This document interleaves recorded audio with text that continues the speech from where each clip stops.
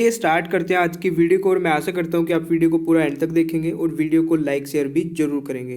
तो चलिए स्टार्ट करते हैं। यहाँ पे पहला क्वेश्चन है कथन निष्कर्ष का और ये कथन यहाँ पे क्या बोला गया है देख लेते हैं। विशेष अधिकार समिति की बैठक कोरम के अभाव में नहीं हो सकी।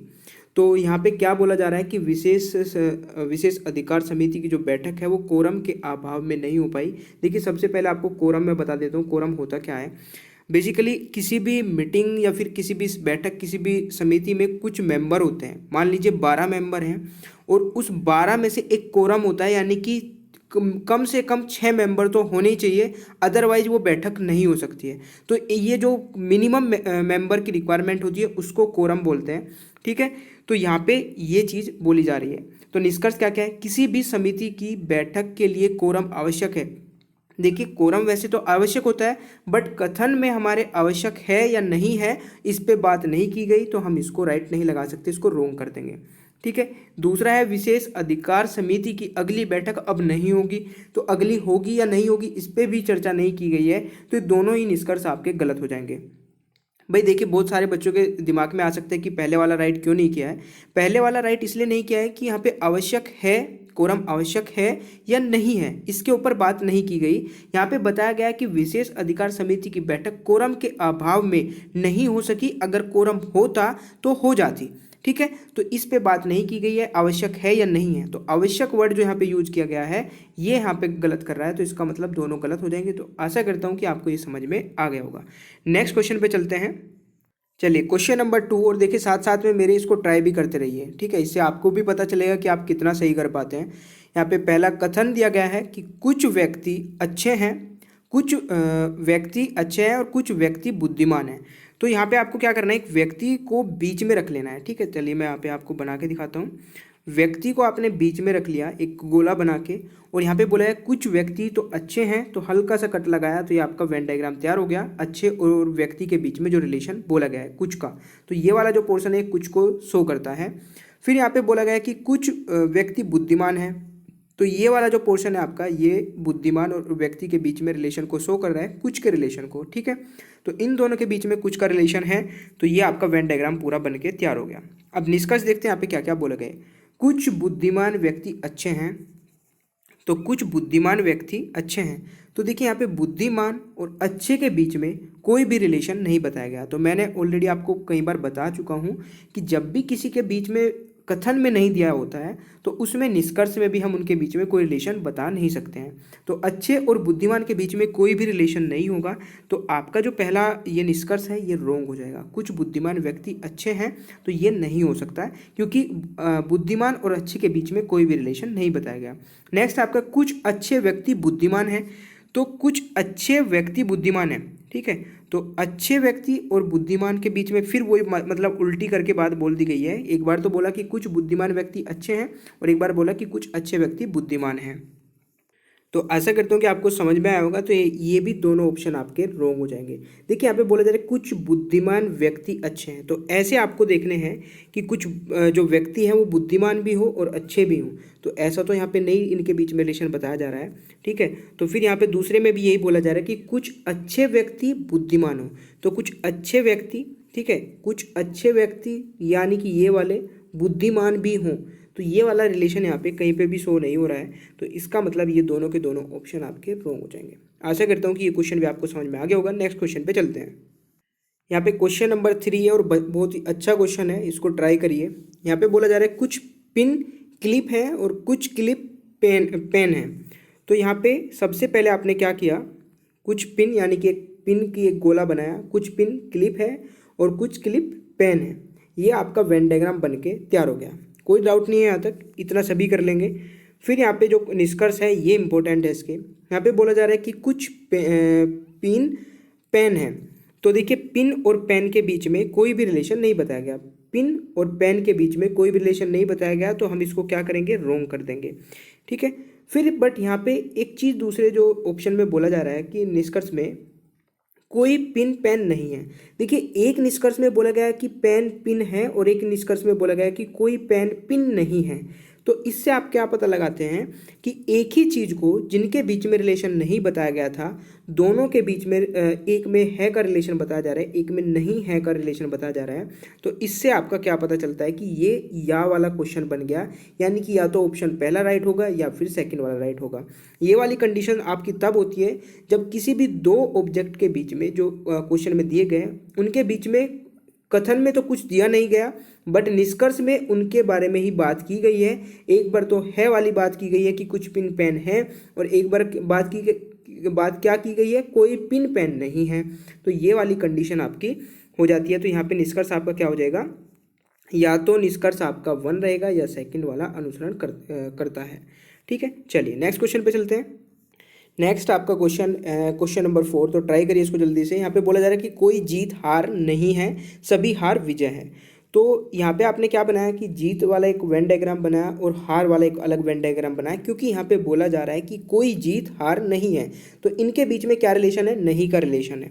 ठीक है, फिर नेक्स्ट आपका क्या बोला जा रहा है भाई, फिर इसमें बोला जा रहा है हार विजय नहीं है, सभी हार विजय है, सॉरी सभी हार विजय है। तो सभी का हार विजय कब हो सकता है, जब हार वाले वेन डायग्राम को विजय वाला कवर कर लेगा।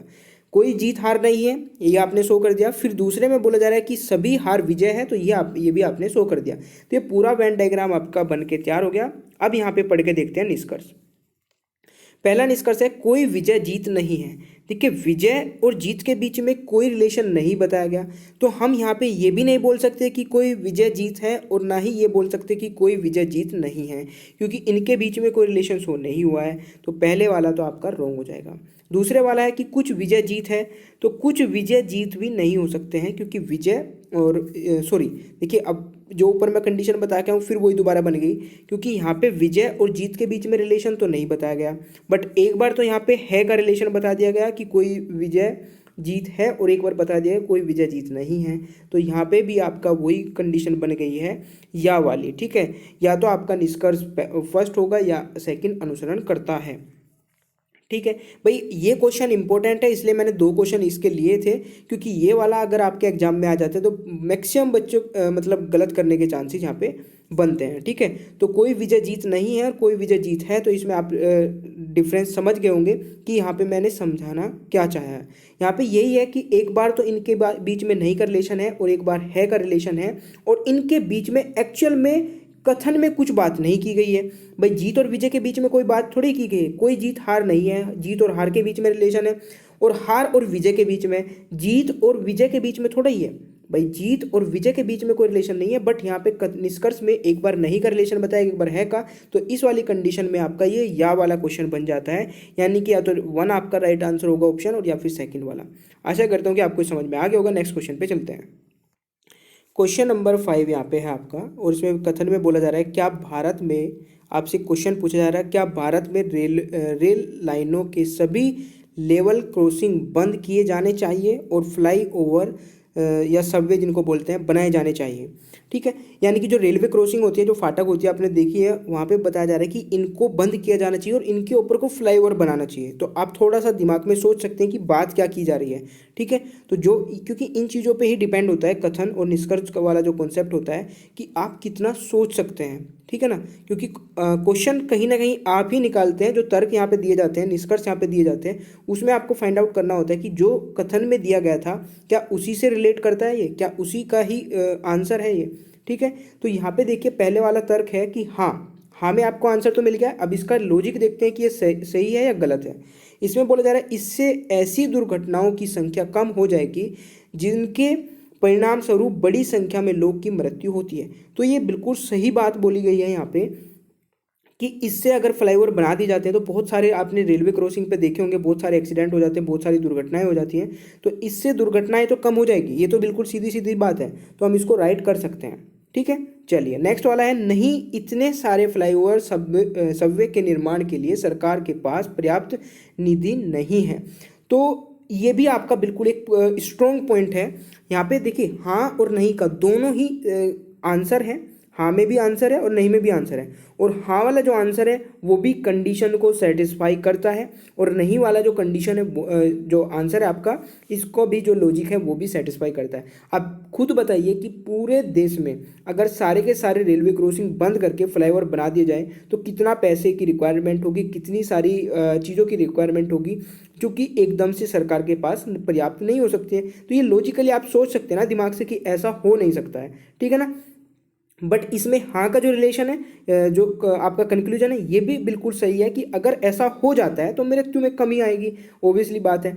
तो आपका ये पहले वाला भी राइट होगा और दूसरे वाला भी राइट होगा। तो बहुत सारे बच्चे यहाँ पे कंफ्यूज हो सकते हैं कि ये है में है तब भी राइट कर दिया और नहीं में है तब भी राइट कर दिया। तो लॉजिक देखिए ना, दोनों के लॉजिक बिल्कुल सही है, ठीक है। तो आशा करता हूँ कि आपको समझ में आया होगा। देखिए साथ साथ में आप मेरे साथ साथ क्वेश्चन को ट्राई करते रहिए, इससे आपकी भी थोड़ा लेवल बढ़ेगा और आपको भी प्रैक्टिस करने का मौका मिलेगा कि आप कितना सही कर पाते हैं। देखिए कई बार क्वेश्चन को आप सही करते हैं तो कितना अच्छा लगता है कि हाँ क्वेश्चन सही हो गया है, और कई बार गलत होता है तो उसका आपको लॉजिक भी पता चलता है कि क्यों गलत हुआ है, ठीक है। तो दोनों ही साइड से ये अच्छा है कि आप खुद ट्राई करके देखिए। चलिए नेक्स्ट क्वेश्चन पे चलते हैं।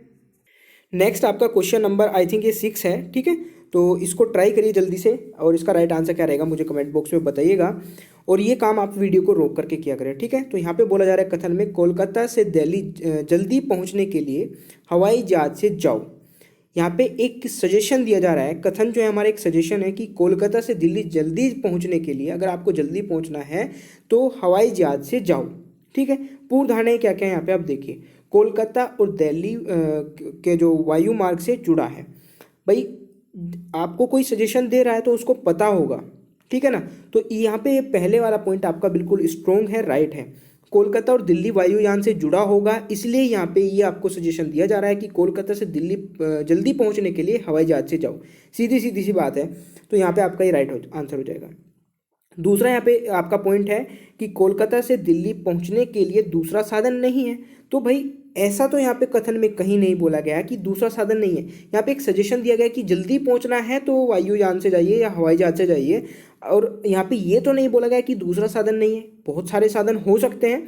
तो यहाँ पे एक सजेशन दिया गया जल्दी पहुँचने का, ना कि यहाँ पे ये बताया गया कि दिल्ली से और कोलकाता और दिल्ली के बीच में कोई दूसरा साधन नहीं है। तो ये आपका रॉन्ग हो जाएगा, फर्स्ट वाला राइट हो जाएगा। आशा करता हूँ कि आपको ये समझ में आ गया होगा, ठीक है। चलिए नेक्स्ट क्वेश्चन पे चलते हैं। क्वेश्चन नंबर 7 है और इसको ट्राई करिए, बहुत ही अच्छा क्वेश्चन है। आई थिंक मैंने इस टाइप का क्वेश्चन आपको पहले भी कराया है, ठीक है। तो यहाँ पे कथन क्या दिया गया है, किसी शिक्षित व्यक्ति के जीवन मूल्य अशिक्षित व्यक्ति से भिन्न होंगे, ठीक है। तो यहाँ पे शिक्षित और अशिक्षित व्यक्ति के जीवन मूल्य के बीच में डिफ्रेंशिएट किया गया है कि जो शिक्षित व्यक्ति होगा उसका जीवन मूल्य अशिक्षित व्यक्ति से भिन्न होगा। तो ये आपका कथन हो गया, ठीक है। तो पूर्व धारणा देखते क्या है, शिक्षा का प्रभाव किसी व्यक्ति के जीवन मूल्य पर पड़ता है। तो बिल्कुल सही बात की गई है यहाँ पे, जो शिक्षा का प्रभाव है वो किसी भी व्यक्ति के जीवन मूल्य पर पड़ता है, ठीक है। तो उसका देखिए, जो भी आपका पढ़ा लिखा व्यक्ति होगा, शिक्षित व्यक्ति होगा, उसका रहन सहन, उसका जो बात करने का तरीका, बहुत सारे चेंजेस हो जाते हैं, ठीक है। तो शिक्षित व्यक्ति का जो जीवन और जो व्यक्ति जीवन होगा उसका, उसमें जीवन मूल्य पर प्रभाव पड़ेगा, ओब्वियसली बात है, सीधा सीधा सा राइट आंसर हो जाएगा। सेकंड वाला यहाँ पे बोला जा रहा है एक अशिक्षित व्यक्ति का कोई मूल्य नहीं होता। तो ये आपका रोंग क्यों हो जाएगा, रोंग है, ओब्वियसली रोंग क्यों हो जाएगा, क्योंकि यहाँ पे कथन में ऐसा कुछ भी नहीं बोला गया है कि अशिक्षित व्यक्ति का जीवन का कोई भी मूल्य नहीं होता, ठीक है। तो शिक्षित व्यक्ति और अशिक्षित व्यक्ति के जीवन मूल्य में डिफ्रेंशिएट यहाँ पे किया गया था, बट यहाँ पे ये नहीं बताया गया कि अशिक्षित व्यक्ति का कोई मूल्य ही नहीं होता है। तो ये आपका रोंग हो जाएगा, ठीक है। यही आपका आईक्यू लेवल जो चेक करने की कोशिश की जाती है कथन निष्कर्ष के जो क्वेश्चंस देके आपके एग्जाम में, कि आप कितना सोच सकते हैं। कई बच्चे इसको राइट कर सकते हैं और कई बच्चे इसको रोंग कर सकते हैं। तो यही डिफ्रेंशिएट वो ढूंढते हैं कि बच्चे में मतलब कितनी कैपेबिलिटी है, कितना वो सही कर पाता है, कितनी वो कहाँ तक वो सोच सकता है, ठीक है। तो कथन निष्कर्ष के बहुत अच्छे अच्छे क्वेश्चंस थे, आशा करता हूँ कि आपको सारे के सारे समझ में आए होंगे, ठीक है। तो अशिक्षित व्यक्ति का कोई जीवन मूल्य नहीं होगा, तो बिल्कुल रॉन्ग हो जाएगा, पहले वाला राइट हो जाएगा, ठीक है।